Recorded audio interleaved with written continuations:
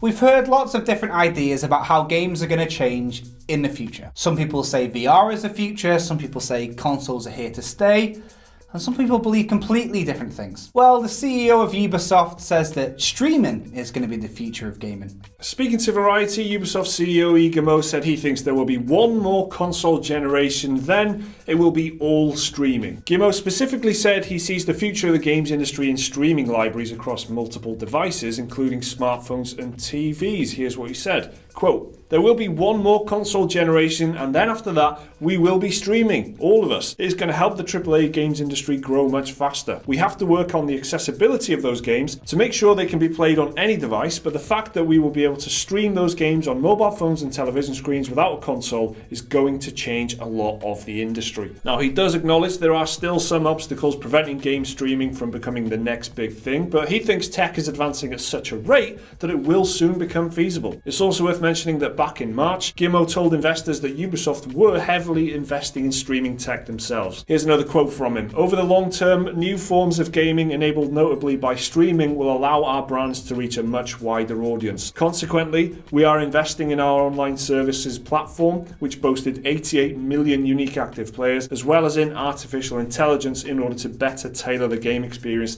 to each player's profile and therefore offer them ever richer experiences." Now, he's saying here there won't even be a unit, there won't even be a console. So forget getting rid of the disk drive, get rid of the console. All you need is like a Steam Link or a smart TV or your phone even. The AAA gaming is going to be completely streamed onto your device, whatever that device is. It's happened with music and it's happened with TV, right? The two big industries other than gaming in entertainment. So it's totally feasible. It really, really is. And it's just the same as how when people used to collect vinyl or CDs or whatever, they were saying, oh, we'll never ever stop. And they kind of have. Liam and me were talking about it in the office earlier, and he was saying that it's going to be one more gen, which will probably be put us about 2025, Liam reckons. And then it'll be streaming. But this is the big clinch for everybody, internet speeds. Depending on where you are in the world, and obviously people watch our videos from all around the world, there's some people that comment in our videos getting 500 megabytes down. Some people are getting 1.7. It depends completely on where you are. But maybe by 2025, we'll have great internet everywhere. Well, that's only 7-8 years time. You go back 7 or 8 years, everyone had arse internet. It's improved. In the UK at the very least, the availability of fibre optic broadband has really kind of improved things in the last 3 or 4 years. Yeah, it's only a matter of time, and I think if PlayStation Now is one of the big streaming options you've got available, and it's not hugely popular. It does get criticised for input lag and stuff like that. You probably will have purists, even when streaming is the main thing, who say, I don't care, I want a PC that's got like this hardware in it, and I'll do it myself in my own office. I don't want to be streaming it. You'll still have purists, but streaming probably will be the thing. Also in the news, after the disastrous Pokemon Go event last year, developer Niantic have agreed to pay out $1,575,000 in damages. The Pokemon Go Fest was held last July in the city of Chicago, with fans travelling from all over the world to attend the event. Once the festival started, however, it was plagued by connectivity issues, queues which lasted several hours, and the Pokemon Go game itself was constantly crashing. Niantic offered everyone who attended a refund and compensation in the form of $100 of poker coins, the in-game currency, and the legendary Pokemon Lugia for their collection. Despite the compensation on offer, one fan who travelled from California to Chicago filed the class action lawsuit against Niantic. The fan said they were forced to stand in line for several hours just to get into the festival, and once inside they experienced severe connection issues and crashes which made the game unplayable. Well, now the class action lawsuit has been settled, and Niantic agreed to pay out $1.575 million in damages to settle claims relating to issues affecting the festival. Hopefully Niantic will have a better time this year, and the second Pokemon Go Fest is to be held on July 14th, once again in Chicago. I'm surprised that they're doing it again, to be honest. Yeah. It's a ballsy move going straight back, but I guess they want to redeem themselves and maybe apologise a little bit and put on a really, really good festival with no problems or issues. Is what they want to do this time. Imagine anything in your life costing you 1.5 million. The first thing that you think is never again. I'm not doing that again. Let's do it again. They are doing it again. Well, they got a lot of basic things wrong. I mean, I remember seeing footage of people on stage like trying to quell the crowd, and people were like chucking stuff at them and booing booing them and stuff like that. Fix the game. Remember that? Fix the game. Fix the game.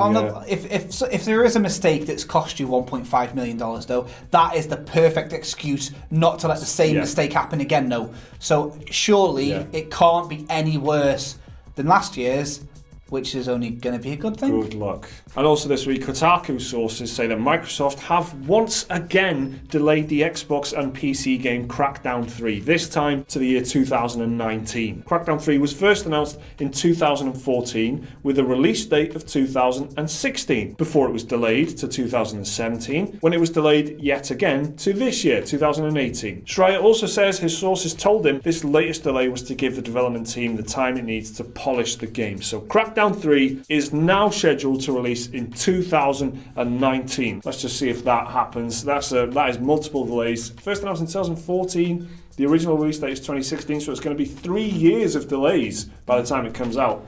2014 Microsoft conference. Have a little look at that on YouTube, where in your own time, not on our time, in your own time. It's the gift that keeps on giving. That conference. I swear, State of Decay 2 was 2014 as well. I bet you there's still more games that they still haven't announced. I mean, Sea of Thieves was a long time in development as well. They just have things in the oven for ages. Crackdown had a big redesign, I think, because they were talking about the destruction of this city-wide, city-level destruction. They're not really talking about that anymore, so is that gone? There's a lot of discussion about that online, so they might have changed things and scaled things back a little bit, but that's just speculation. So we'll find out next year now. Next up, another delay. This time from Sega and Creative Assembly, who have pushed back Total War 3 Kingdoms to spring 2019. 3 Kingdoms was originally meant to come out this autumn, but Creative Assembly told Eurogamer, quote, "As the next major Total War title, we're giving it the time it needs to reach the highest levels of quality. To make up for the delay, Creative Assembly released a trailer giving a first glimpse at some in-engine gameplay." So we only have the one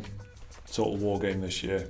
Yeah, and I wonder how much of it, because, Thrones of Britannia wasn't received amazingly. I feel like they could be harnessing the energy, reading those reviews and thinking, how can we let's make sure this one's good stuff. Yeah, and also, like you say, and I know a year, it's a bit of a meme in it, really, but giving it that little bit extra time stops it being, Assassin's Creed syndrome, where it's like one every year. Makes you wonder when Warhammer's coming out, though, because they originally said that there was a trilogy. Warhammer 3. Yeah, the trilogy was going to be 1 year after the other. So we had Total War Warhammer 2 last year. No mention of Total War Warhammer 3. I mean, does that mean is that going to replace 3 Kingdoms, or is it just going to be knocked back further to make up for the extra time that 3 Kingdoms needs? Really makes you think. And finally, this week, it looks like Steam's chat system is going to get a big overhaul sometime soon. A series of Steam client assets were discovered the other day and leaked on Twitter. And they showed what looked like a new chat UI. The leak seems to suggest Steam users will be able to create group chats and share a link which lets new users join them, almost exactly like the popular chat service Discord. The leak also suggests there will be improved voice chat, multimedia functionality, and the ability for developers to add features such as a progress bar showing how far players are through a game. The leak also states the new chat system will go into beta testing soon, and a data mine from Steam's database also uncovered references to the updated chat system. Yeah, this sounds really promising, because Discord we use it a lot, don't we? It's good, but it's